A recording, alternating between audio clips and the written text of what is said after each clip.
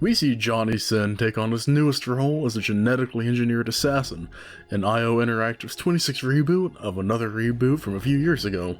That was actually a reboot of the first Hitman game, codename 47.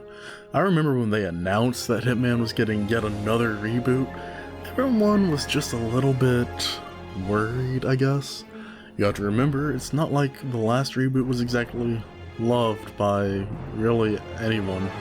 In fact, a lot of people wanted to remove it from the Hitman family tree. So how did this one turn out? Would 47 come back and make his mark on the world one more time? Or would this new game, just like many of his victims, end up in the trash? Hey everyone, this is Retro Cthulhu, and welcome to Hitman, a 5-minute review. Starting out, let's talk about the sound design in the game. I was honestly impressed with how real the sound effects were. Every punch felt like it had some weight behind it, and every time I shoved an innocent bystander over the side of a building, simply because I could, the meaty slap of the body hitting the ground was always a welcome sound to my ears. The only real issue that I had with it all, though, was the gunshots, ironically. I felt that a lot of times it was hard to tell a difference in the gunfire, as in a pistol shot would sound the same as a shotgun blast many times. But all in all, it didn't really bother me all that much. It was enough to make me think about it every so often, but it wasn't that big a deal, just had to bring it up. Every single bit of that was made up with the OST for this game, however, with songs that would just make you feel like you're colon deep into a spy mission, to songs that Indiana Jones would be jealous of. Every single track fit the mood, and I wouldn't change a single one.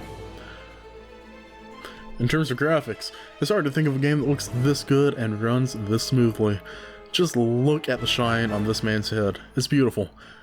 There are many breathtaking scenes in this game, one of which is the Japan mission, and that's all I'm going to say.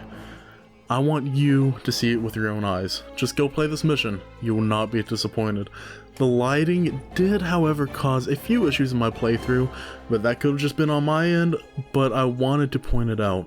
The textures for the faces, clothing, and buildings are all solid, probably 8 out of 10 for me. The only real issue was that models were reused. A lot. Overall, however, this game will stand up to most games before and since its release. And it runs better than a fat guy chasing a Twinkie. It is absolutely incredible how well this game runs, even on older machines. The gameplay is what this game was made for. Amazing new mechanics to the series and old staples. This game will have something that everyone enjoys, and I'm not just saying that. Every mission in this game has a bunch of different routes that you can take to reach the same goal. Want to dress up as a yoga teacher and shove someone down a cliff? Sure, you can do that. Or you can be a doctor and just... wait a minute. 47 is sounding a lot more like Johnny Sins every time I try to describe him. Anyways, this game opens every mission up to what you want to do.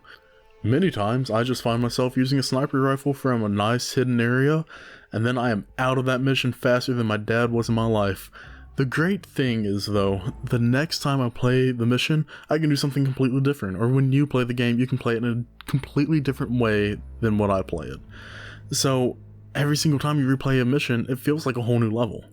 This game was meant to be played over and over again.